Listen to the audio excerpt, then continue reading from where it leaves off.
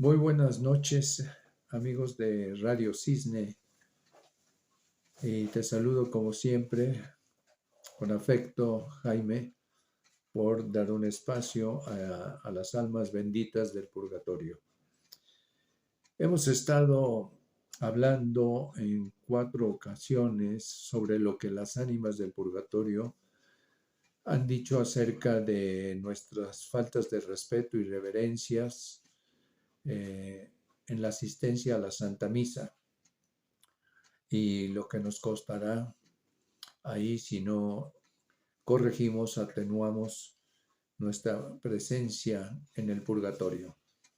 Pero hoy vamos a cambiar un poquito el rumbo, aunque todavía hay mucho material referente a situaciones espinosas, diría yo, en cuanto a la Santa Misa y nuestro comportamiento.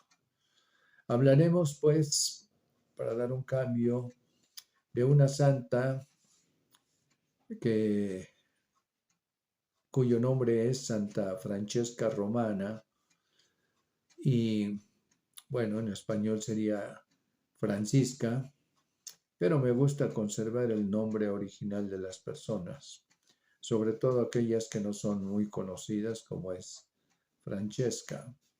Esta santa, esta mujer nació en Roma precisamente en 1384 y fallece a la edad de 56 años en 1440, también allí en Roma.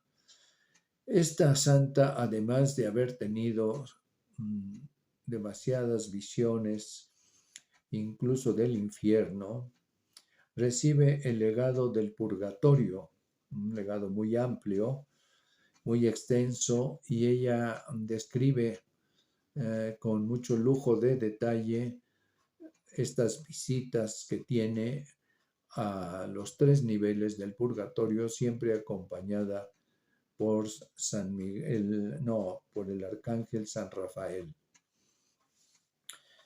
Y antes de adentrarnos ya en los detalles de lo que ella describe de la situación de las ánimas en el purgatorio, pues sí considero importante tener un contexto más amplio en cuanto a su biografía, de quién fue y el tiempo en el que se desarrolló todos estos sucesos, ¿no?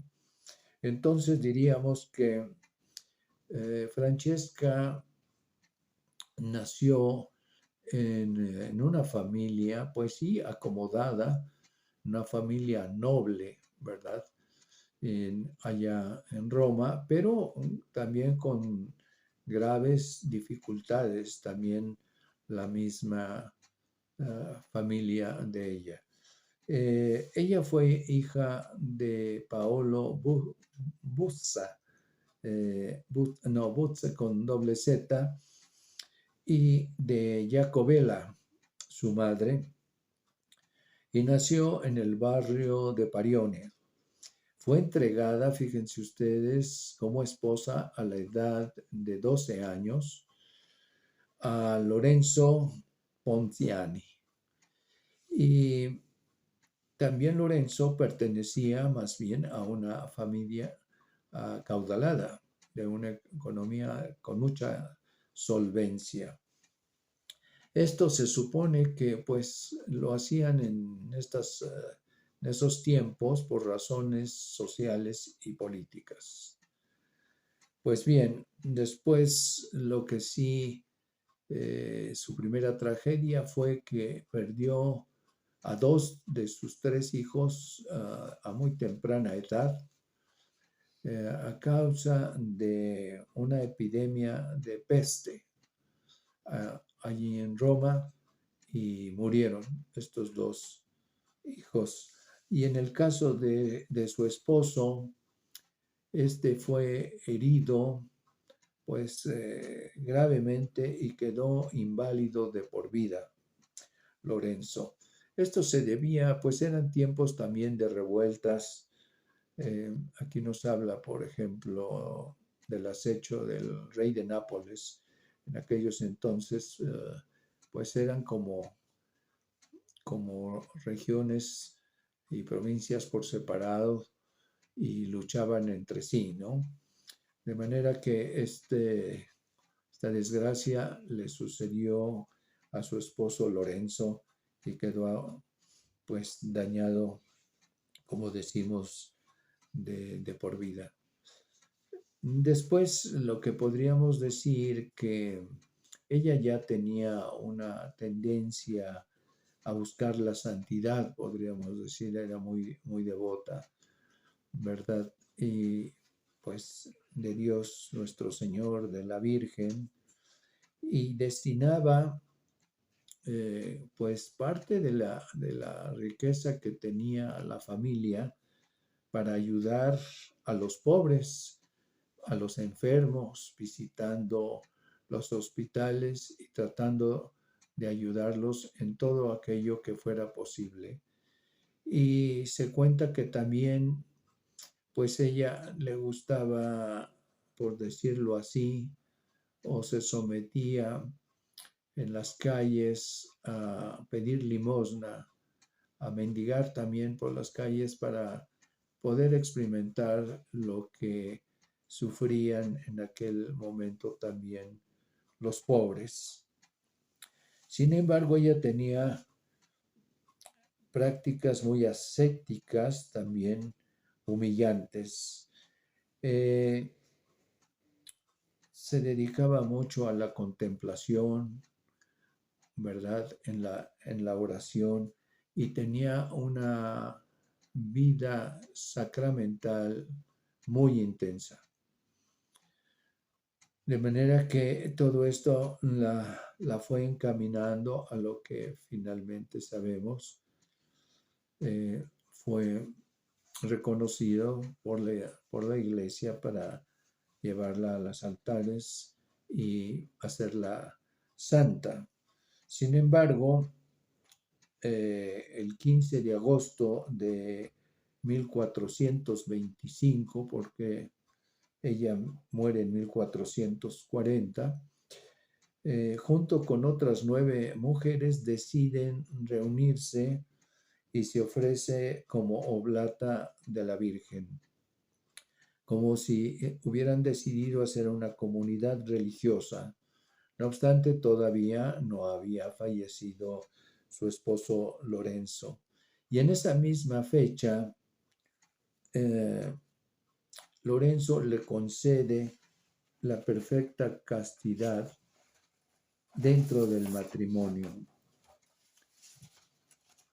En 1433 adquieren ya oficialmente una casa y se retiran todas estas mujeres que han formado esta comunidad para llevar una vida en común. Castidad, pobreza y obediencia fueron los votos que ellos hicieron, y así nació una fundación romana que se llamó Tor de Specchi. No sé si continúa esta congregación, pero he escuchado que fue famosa. Dentro del itinerario místico, fue compensada con gracias sobrenaturales y muy especiales, pero al mismo tiempo era afligida con graves tormentos, ya sean mentales y corporales, ya que el enemigo, el mismo demonio, le infringía dentro de la persecución este daño que le ocasionaba. Por un lado, Dios le daba esta posibilidad, que ahorita veremos un poco, de caer en éxtasis durante la Santa Misa, y estos éxtasis duraban varias horas, y cuenta también su director espiritual, el padre Giovanni Mattiotti, que podrían durar también días. Esto pues yo personalmente no lo comprendo bien, cómo puede estar una persona en éxtasis durante tanto tiempo. Pero así fue y así queda registrado. Y también tenía una especie del don de las profecías eh, que le hacían ah, conocer ciertos detalles aún antes de haber también visitado el infierno, que entiendo también fue acompañada por el arcángel San Rafael. Pero aquí no tocaremos estas visiones, estos aspectos, sino nos dedicaremos un poquito a ver el legado que ella recibió sobre el purgatorio. Como dije hace un momento, el padre Giovanni Matteotti en esa época, pues prácticamente según he visto en este libro que se llama Sed del Dios Viviente, es un gran libro que contiene no solamente el legado de ella, sino de otros 11 místicos sobre el purgatorio, pues la obligaba a que le relatara todas sus experiencias durante esos éxtasis, y este sacerdote, Matteotti, registraba esto en un libro y lo hizo, dice aquí, tanto en latín como en romanesco. El romanesco, recordemos, es el dialecto que todavía aún se habla en Roma.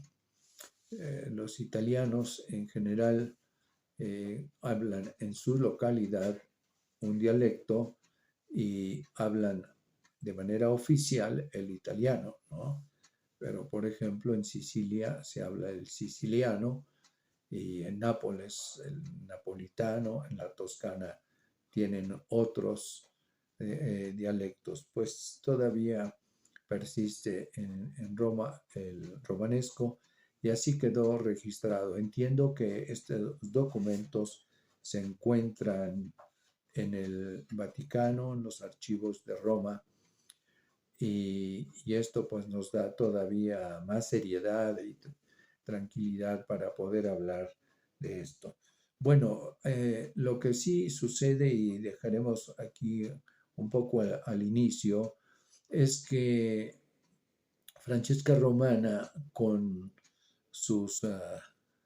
el legado que recibe, pone en claro algunas dudas que habían dejado, por ejemplo, el Concilio de Florencia, por esas mismas fechas, ¿no? Donde todavía había dudas si el purgatorio es un lugar y estado o, o no es, o era un simple estado. Ahí siempre hubo una discrepancia, una lucha, una pelea entre la iglesia oriental, la iglesia griega, con la iglesia occidental.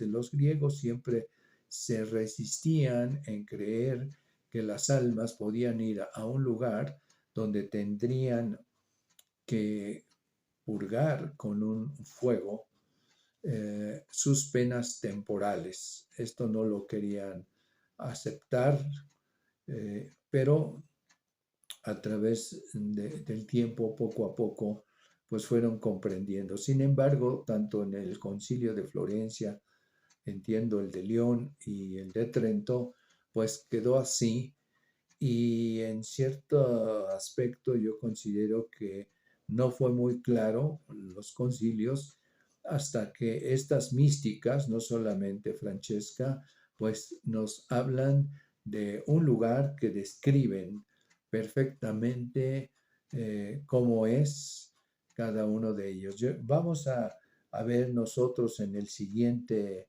segmento estos tres niveles del que habla Francesca Romana: el nivel inferior, el nivel de en medio y el nivel superior, que es el que están ya listas las almas para incorporarse, no sé si al paraíso o al cielo, porque hemos dicho que parece que también hay diferencia, y según nos explica Sorbegue en otro libro que también nosotros difundimos, Comunicaciones del Más Allá, pues que sí hay una diferencia entre el paraíso y el cielo. Todo esto lo iremos viendo en el próximo segmento, donde también nos hablará de cómo el ángel custodio acompaña a esa alma al lugar al que tiene que asistir, pero en el caso del tercer nivel, el inferior, en donde el alma ya no distingue si está en el infierno o está en el purgatorio, pues el ángel custodio se queda afuera. Después ella nos habla de 38 ángeles, ya en el nivel medio, en los que también entiendo se quedan en la parte exterior, pero sumergen, ya no sé si son los ángeles penitenciarios o son estos 38, a las ánimas en unas tinas con, pues, como veremos, con grandes sufrimientos y tormentos. Ya seremos más descriptivos en ese tiempo. Por ahora, pues, les doy las gracias. Sigan siendo devotos, sigan orando y enviando sus sufragios, sus misas, aceptando las mortificaciones que les toca vivir, extendiendo la devoción por las ánimas del purgatorio, porque ustedes y yo seremos los beneficiados. Esto no es simplemente una devoción que no tiene una reciprocidad, la tiene y la estamos viendo, pues, yo con varias personas, muy palpablemente. Y también yo lo estoy viendo con algunos sacerdotes misioneros de la redención, con un sacerdote, el padre Juan Guillermo. Pues caramba, ahora ya tenemos ahí en esta congregación 4 sacerdotes celebrando misas gregorianas y también misas comunitarias.